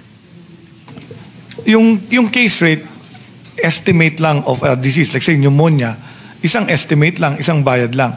Yung grouper or disease-related groups, pneumonia, viral, pneumonia in the elderly, pneumonia, hospital-acquired. So mas specific siya. Yes. So mas accurate yung bayad sa hospital. Yes. So mas matutuwa yung mga hospital sa DRG. But correct me if I'm wrong. Tama po kayo dun sa different systems of billing. Pero ang kaibahan ng Thailand, America at Philippines, sa Thailand at America, gagamutin ka muna, then ibibill ka. So katulad sa Thailand, may 100 baht, libre na lahat. Under certain conditions, parang sa atin, na certain conditions, then makakalabas ang pasyente. Ang pinag-uusapan lang natin doon, how they bill the government. Same thing sa US, even in private hospital. Kahit turista ka, gagamutin ka nila, tapos ibibill ka nila. Di ba? Ang Pilipinas, hindi. Pag pumunta ka ng hospital, tapos hindi, halimbawa, ang case rate, whatever, ng PhilHealth is 80,000, pero 120,000, hindi ka gagamutin. Yun ang kaibahan. Not entirely correct. I think what you're describing, Mr. President, is the private hospital. Kasi sa government, whether it's DOH or LGU, pag pumunta ka, gagamutin ka nila. Ngayon. No, I'm talking about the procedure, Yeah, basta if they have the procedure, gagawin nila yung procedure. So if the procedure in fact, is... ang nangyayari, nung dating zero balance... Yeah, sorry sec. Ngayon kasi no balance na. Zero balance na. Yeah, zero balance na. Okay? But ang point ko is that's why I'm focusing on your survey pangbayad. Kasi nga, like sa private, di ba? The closer we are to their fee, more sure tayo na pwedeng pumunta na yung pasyente doon. because nga kulang ang government hospitals. That's why I was asking you That's the bed, correct. just to emphasize. I won't ask that na para matapos ako, but and nakakaya din sa AFP and DND, but that's why I was going to ask you is to emphasize that kung marami tayong government hospitals, walang problema eh. And nagpalakpakan talaga tayo nung sinabi ng President, i-implement. Matagal na sa batas yun eh, hindi i-implement. But until we have that in February, kasi di ba ang private, voluntary sila eh. Di ba? Hindi sila required by law na pagka indigent, zero billing. They have to join it. And why not join it kung tama yung presyo? Di ba? Pero kung ang presyo hindi, syempre magkakaproblema sila. Tama, Sec? Tama, Mr. President. In fact, may mga hospitals nagbi-build ng PhilHealth ward. Okay. At sasabihin nila, no balance. So, sila if you go to PGH or any other government hospital at puno yung ward, anong remedy nung pasyente? So I've asked my hospital directors to have a tie-up with 2 or 3 private hospitals, and then gagamitin namin yung charity beds, and then we'll just pay the hospital. Sige. Last from the two MAIP, questions. From the MAIP. So if puno pero may bakante na one level up, hindi ba pwedeng gamitin yon? Pwede. We can actually allocate the pay ward, but still get a patient there. Look, alam na kung bakante siya. Yes. If there is no patient there, and then nasa emergency Are siya. they doing that now? Nasaan yun? Yung ibang hospitals ginagawa, and that's a hospital by hospital policy. But this is a good suggestion, Mr. President. Pwede kong i-circularize para lahat ng Actually, DOH it's not my hospitals idea. Yeah. It's in your 2017 circular ng PhilHealth. That kapag yes. puno, level up. But I don't think, Correct. well, 2017 kasi 8 years ago na rin eh. So, We can reiterate that. I can issue that to the hospital directors eto po, themselves. in any instance that a ward-type accommodation is not available, it is the provider's responsibility to make the next higher accommodation available to the patient, for the patient at no cost. No? The rate of the charity bed of the Yeah. ward accommodation. Oo. Ano to? Mr. PhilHealth, President, ano to? ginagawa namin sa PGH I yan don't know when I if was in 2017 PGH. dito sa kabilang briefer ko 2017 dito 2015-0031 and then may administrative order 51-2000. Yun. But take a look at it. I know naman, for example, PGH, pati naman yung pay nila puno eh. So some it's irrelevant, pero some it's relevant. Baka lang matakot yung admin nila na tapos hindi sila makasingil. 'Di ba? So maybe an reiteration of that rule. Okay. Good suggestion, Mr. President. We'll do that. Do you have money for research? 5% of our budget is supposed to be allocated for research. So supposed to be, but it's not, or it is? We do. We have policy research, and we also have research that we So more or less, we sir, give to the magkano? Philippine Council for Health Research and Development. More or Kasi less, ang- magkano?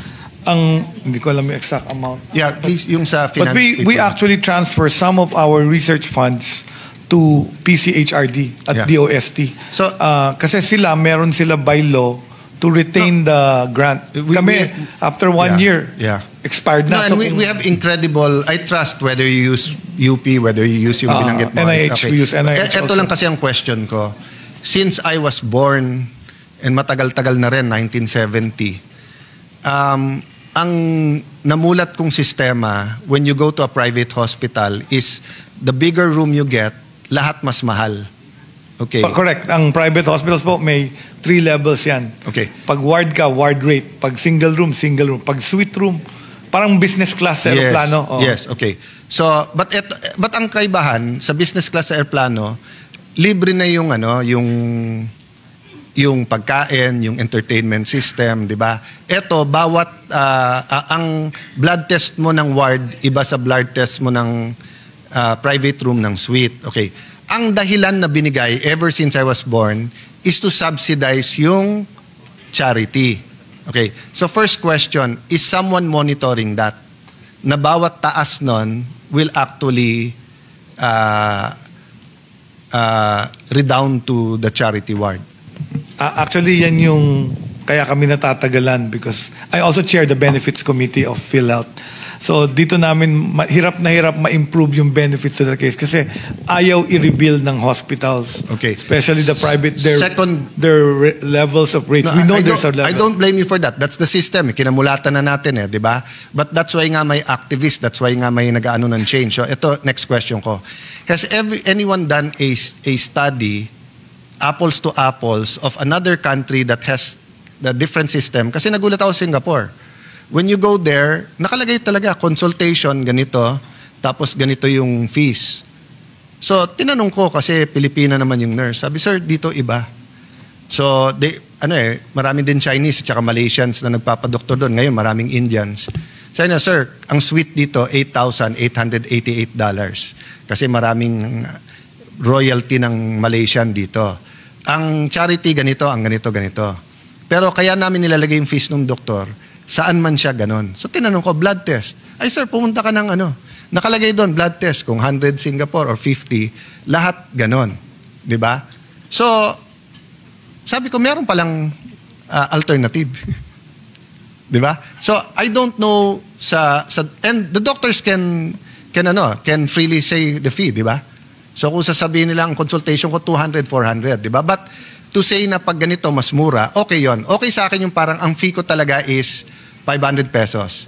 Pero pag mahirap, 0 to 100 pesos, di ba? May ospital pa tayo na pwede magdala ng manok, I think sa La Union, di ba? They can bring their goods. It's a really good model. But ang point ko po, kung yun ang sistema sa hospitals and it's not working for us, I brought this up sa UP board. Can someone do a research and can we see, is it really the best for the Philippines, di ba? I agree, Mr. President. We can use some of our research study to do exactly that. In fact, we need that to really implement universal healthcare. Kasi nga, kasi ang nangyayari sa universal healthcare, pag nagtaas ako ng PhilHealth benefits, nagtataas din ng professional fee yung doktor. Hindi, mababa na naman yung aking, yung out-of-pocket support value ng PhilHealth. No, or worst case, Secretary, if we find na okay for the Philippines tong sistema na to, may requirement, may regulation kung ano yung kanilang charity. So, Mr. President, let me get to how we can do this. Pwede gawin yung suggestion nyo. Yung professional fee, actually sa PRC yun. In fact, you feel you overcharge, you can go to the PRC and complain the doctor. Actually, I never, alam mo naman, basta't health, never ka naman nagrereklamo sa, except kung walang-wala ka, di ba? That's true. But sa akin, it's more of, yun nga na, yung hugot ko dito kasi, yung alimbawa talagang may sakit ka, tapos gusto mo ng konting privacy, may konti kang pera. I'm talking about middle class or lower middle class. Kaya lang nga, hindi sila maka-akit from the ward because lahat tumataas Tapos hindi rin pwede sa PhilHealth. But I would assume, papayag na kayo sa paying except for the room kung pareho naman lahat ng fees. Diba? Yes. Kaya ang DSWD at saka ang PhilHealth, hindi kayo pumapayag ng hindi ward because everything goes higher. Di ba? Pero kung sasabihin nyo, halimbawa, yun nga, bypass 800. But this is for XYZ. You want a better room, you pay for it. Basta't eto, papayag naman kayo di ba? But ang problema nga, pag nag-suite ka at 800,000, magiging 1.6 million, syempre, sasagot ang gobyerno. Why would I pay your 800,000 more? Mr. President, let me explain the process of how we will do this. So ngayon, gumagawa kami ng tinatawag na clinical practice guidelines. So if you're going to be treated for, let's say, pneumonia, this is for the UHC. Gagawa niya nung society ng clinical practice guidelines. I-adapt ng Department of Health yan, accepted, mayroon na kami mga 30 yata na accepted clinical practice guidelines. Once the CPG is approved, gagawa namin ng tinatawag na clinical pathway. Ano yung cost ng lahat ng mga test na ginawa doon sa guideline na yon. At yun ang magiging cost ng illness. So, kailangan standard yung rate kasi ano yun, immaterial what room you get. Kagaya nga sa Singapore, yung comfort sa suite room, yun na lang ang bayaran mong dagdag. But the fee should be the same. Yung hematology, chemistry, x-ray, CT scan, isang rate lang lahat yon. Yeah, I don't mean to ruffle feathers sa hospital saka healthcare industry. I mean, for example, yung bagong ospital ng Ayala that really lowered the price sa cancer. Cancer. Of course, Cancer. PGH saka Vicente Soto is Correct. 20 years ago. I'm just saying, tingin ng better system. So let me do just last two things. One, apologize to the media that our confrontation today was not as explosive as they were anticipating, but I think our debate is better today than last time. Secondly, galing to sa staff ko, just a reminder to all of us, no? Sabi nila dito, middle and lower class, but I think it's applicable kahit sa pinakamayaman. You're one illness away from poverty. It's just a good thought, but yun nga po, babalik ko dun sa stunting.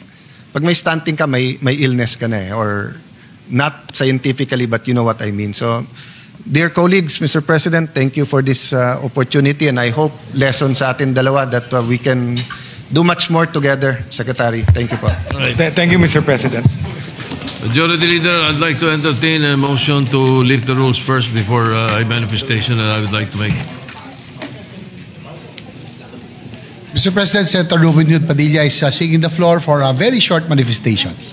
Yes, but I would like to entertain a motion to lift the rules. Having addressed all queries directed to the DOH Secretary, I manifest that the suspension of rules is no longer in effect. All right. Any objection? Hearing none, rules is hereby lifted.